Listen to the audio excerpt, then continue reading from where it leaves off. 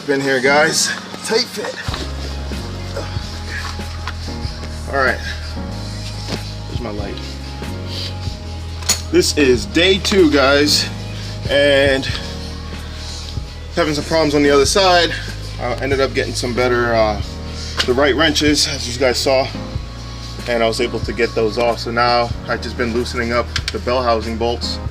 I already took off the subframe, so free up the motor mount space, I guess. And then I got to take the starter out. There's a little 15mm up there, right there. So I got to get an extension with a wobble socket on the end of it and get that out. There were some bolts over here in the bell housing that were 17s, and they were pretty tight. You know, I tried to do it by hand at first, and then I said, you know what, screw it, and I just grabbed the big boy and took that shit right out. But yeah, man, it's coming along. So next thing, I'm just gonna take the starter stuff off, the starter bolts off, and start trying to lower this thing down up out of here. So I'm gonna go grab that extension and be right back. I just went ahead and pulled off these 14mm bolts. Let me see if I get this thing to focus in. But yeah, there was 6 of them, 14mm. I just put the wobble socket onto my impact gun, and I took them off. But to get them off, you gotta rotate the engine clockwise. So I put a 22mm bolt on the crank right there, and I just hand spun it until that turned. I'll spin it a little bit right now. It's all disconnected, so but you'll get to see it move. So you see? That's me spinning the crank by hand. It does get kind of tight because, you know, it does build up compression, but just make sure your battery's disconnected. That way you don't have to worry about anything. But yeah, so now I think I'm pretty much free and clear to actually lower the transmission down. So I'll get a jack under it with a block of wood, and then I'll start taking that brace off. I don't know if you, right there. All right, guys, progress update. And I want to show you guys this because I feel like it's important, especially if somebody else is doing this swap. Most people, they cut these lines. They just cut them off because they're a pain in the ass to get off. But in this case, we're reusing these, so we need to keep these in contact. Can't destroy them, even though it would be nice to just cut them off, but you can't because we got to reuse them. It was a pain getting these off. This one right here was a little bit easier because you just take the wrench and push it this way, but this one, it's up in like a weird angle. It's not straight out. It's kind of like tilted a bit. And I had to take the shifter bracket off, and I'm sorry guys if the camera's a little funny. I'm on my back right now, but had to take the shifter bracket off or whatever, and then I took this line completely out, and then I pulled it out to give me more room. Then I wedged this 19mm up against this because the new transmission has this, so I'm not really worried about that. And then put this 17 flare nut wrench over and freaking two-handed, all my might, was able to break it loose. So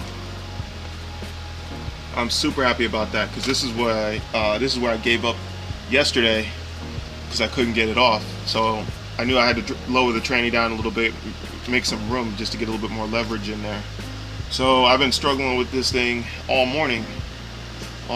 So this right here was the big hiccup. This and the header. Everything else should be pretty smooth going from here. All right, guys, it's time to try to pull this transmission out. I got 2 17s that I got to remove right there where I got the light, and then there's another one right above it, right where the light is. I'm trying to, right up there, and it's probably the same thing on the other side. So I got an extension and this back. I'm not even gonna play around with these bolts, guys. I got a long extension, probably longer than what I need. I'm probably gonna shorten this down, but I mean, look at this thing. I mean, that's 3 10-inch extensions. I probably only need 2, so I'm gonna put that up there, and I'm just gonna connect that to the big impact and just blast them shits off. All right, so you see, got the extensions on, got the impact here. I got it set on high, so full power. So try to get these things out. There we go, already broke free. No sweat.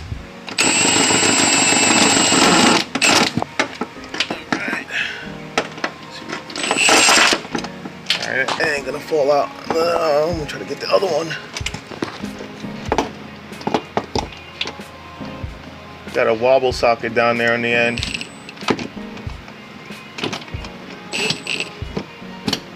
This one, I'm gonna put the extra extension on for this one, just so I get the impact gun raised up just a little bit higher. All right, so I got the extra extension on here.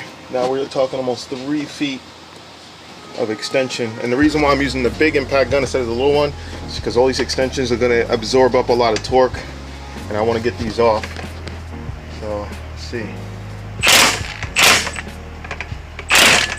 All right, that one's out. All right, now we just gotta go over to the other side. And it's probably gonna be the same thing. Yeah, I can already, looks like I can see one. So I'm just gonna take those out and try to pull this transmission down.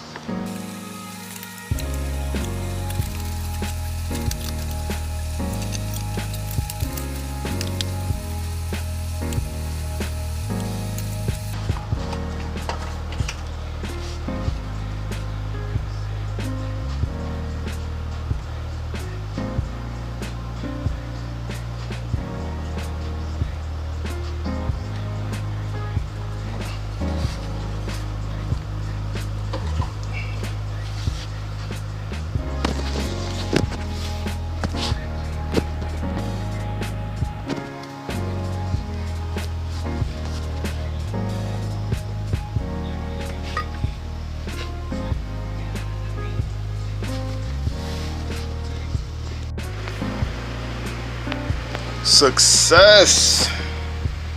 Got the transmission out. Look at the old one. That's got a nasty oil leak.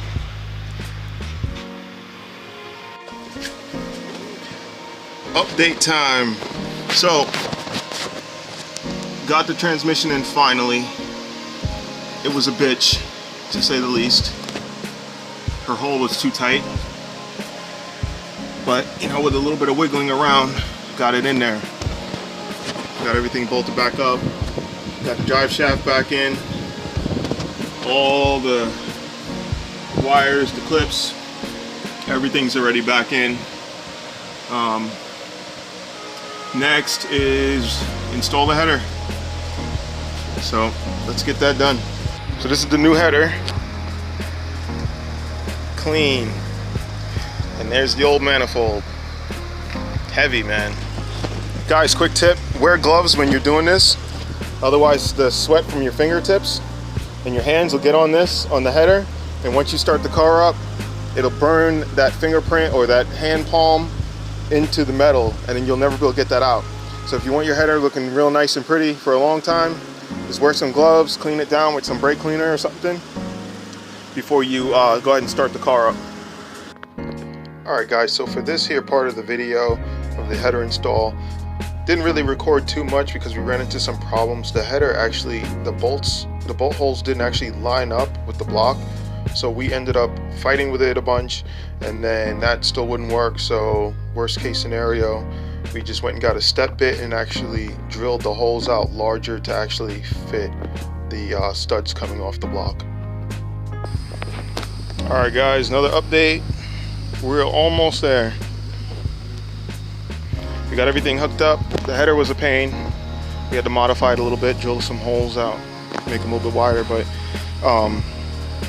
we can't get this exhaust on tonight. This was the final thing on the car because the shipping company didn't send him the rest of his exhaust, and we're just now finding out everything was packaged up. We figured everything was there, so small little hiccup, but we'll get through it. But I must say that this exhaust is mighty nice looking.